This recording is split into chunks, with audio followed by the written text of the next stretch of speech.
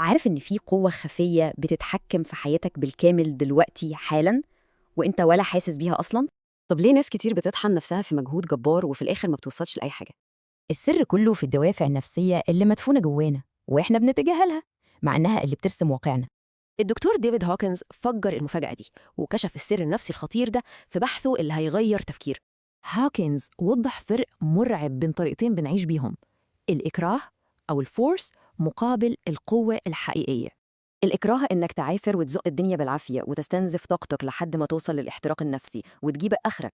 لكن القوة دي مش محتاجة مجهود قاسي، دي طاقة بتغير حياتك وتخلي كل حاجة تمشي بسلاسة. تخيل تضيع سنين من عمرك بتدور على الحل اللي يغير حياتك بجد وما بتلاقيهوش.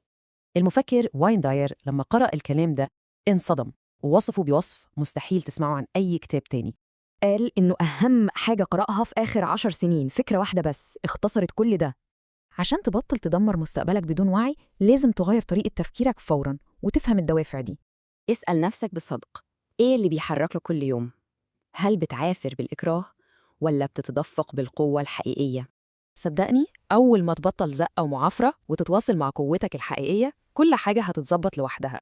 لو وصلت لهنا اعمل اشتراك وفعل الجرس، لأن الشرح الجاي هيغير طريقة تفكيرك بالكامل.